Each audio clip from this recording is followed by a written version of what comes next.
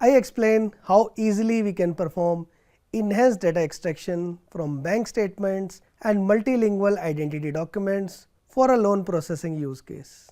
Lenders need to extract information from various documents and perform triangulation with other data sources such as tax statements and credit bureau scores before they can come up with the lending decision.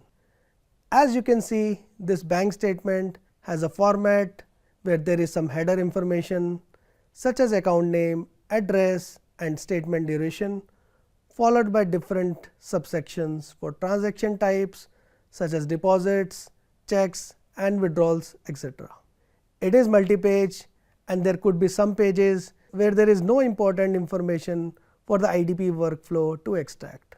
Another key point to note here is that the formats vary across banks and even the same bank could change the format from time to time. Now let us look at the identity documents in Japanese as well as Arabic. The first one is in Japanese language, where information is very difficult to absorb for a person who doesn't know the language.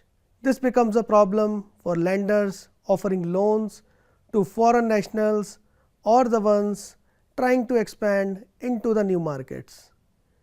Very similar problem with the other document which is in Arabic language. So there is certainly a need for a single foundation model which can help in multiple languages, and we are going to see how Claude 3 Sonnet on Bedrock is able to help with the same. Let us run the Streamlit app which I have set up already. Streamlit is an open source library which makes it easy to build user interfaces for data applications in pure Python without needing any HTML or JavaScript skills. We will start with uploading the bank statement which we saw earlier. It first classifies the document using Anthropic Claude 3 Sonnet model on Amazon Bedrock. Then it provides the options to extract the information and view it in either JSON or tabular format.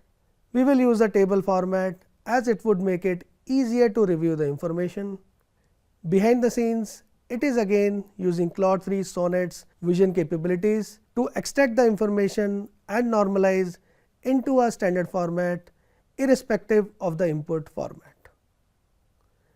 It has extracted summary information such as account beginning balance, account holder name, address, account number and other details.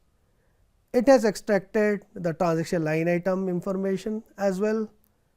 One point to highlight is that although the input contains separate subsections and tables for different transaction types, here we see a normalized view which makes it easy to consume for downstream systems. Let us upload one of the identity document now. We will start with the Japanese one. It gets classified as an identity document automatically, which makes sense. We will extract the information, view it as a JSON in this example. Here we go. We have all the information extracted as well as translated to English, so that a non-Japanese speaker or application can also consume the same. We can also change the prompt to return both the original language as well as English translation if required by downstream application. Finally, we will upload the Arabic identity document as well and extract information from the same. Similar result, we have the extracted information available in English. In all of these examples, we have used vision capabilities of Claude 3 and directly passed the input documents in JPEG format without having to use any additional component for doing the OCR. Let us look at the prompts which were used to interact with Claude 3 model on Bedrock. These are simple English language instructions by which we are able to extract the information in required format. All of those code is available as a code sample and I will be sharing the link soon. This is a framework which can be extended to support additional documents by simply modifying the blueprints.yaml file. This demo is about summarizing a text document and building a Q&A interface on top of that. We all do taxes in some form or the other. be it for ourselves as an individual or for the companies that we work for. Or even though we might be taking the professional help in doing the taxes, you might have certain questions and may want to gain knowledge on certain aspects. We have a 1100 page document for Singapore Income Tax Act 1947, which we are going to summarize as well as build a Q&A chatbot on top of the same. As this is a large document, we have used techniques such as chunking the overall document into smaller pieces to ensure that we don't run into the token limit issues. We also use a locally installed vector database to index the documents and ensure we get relevant answers from the GenAI model. This is called RAG or Retrieval Augmented Generation pattern, and in this pattern we do prompt augmentation by pulling the information from vector database at runtime. We are using the Jurassic 2 foundation model, which is from the partner AI21 and is available with Bedrock. Let us run the demo application for summarization use case, which is again built using Streamlit. We are using a virtual environment to handle the Python dependencies better and avoid version conflicts with other applications running on the same system. Demo is up and running, and we are going to upload the Singapore tax document which we had looked at earlier. We are going to use a shorter version of the same to save some time during the demo. It still requires some amount of time as even the shorter version is quite large. So we are going to pause the video for a few seconds. Just to call out, the shorter version has 40 pages. Here we go. We have the one paragraph summary available for the 40-page document which we had uploaded. This helps us get quick context of the overall document without having to go through each and every page. This can help increase the productivity by huge margin. We can also be little more advanced in our prompt engineering and add some text to ensure that all the relevant information is included in the response. Currently, we have used a simple prompt just to see the art of possible. All of this is orchestrated using LangChain, which is an open source library to build AI applications and has many useful methods to make GenAI app development easy. We are going to look at the code in few seconds. Let us look at the important sections of the code. As discussed before, we are using LangChain to bring all the pieces together.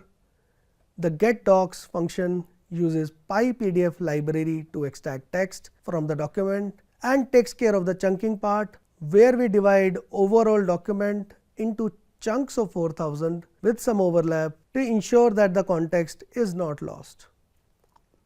In the getSummary function, we have prompts to do a chunk-wise summary followed by a summary of all the chunks as final output. Chunking is a very important technique as it helps avoid max token limit. In this demo, we have used PyPDF as an open source library for doing the text extraction.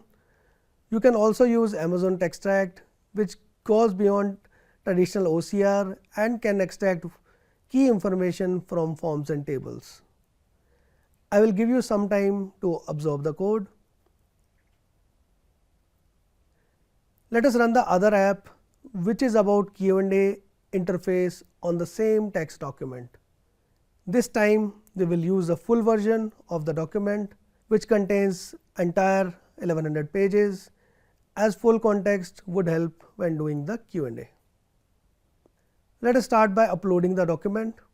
At first, it will create the vector index for the document, and it could take a few minutes. So we'll pause the video in between for it to get completed. We are using a locally installed fast-paced vector database for this demonstration. In an actual production use case, you will use something like Amazon OpenSearch or Aurora PostgreSQL. Both of these are supported with knowledge bases for Bedrock, which provides managed RAG capability and takes care of hydrating and syncing the vector database as well as doing the prompt augmentation. Q&A chatbot is ready and we can start asking questions. Let us start with what do non-residents need to pay taxes and see what we get. We have the answer and it has the details on local income as well as foreign income. Since it is based on the document we had uploaded, there are less chances of hallucinations.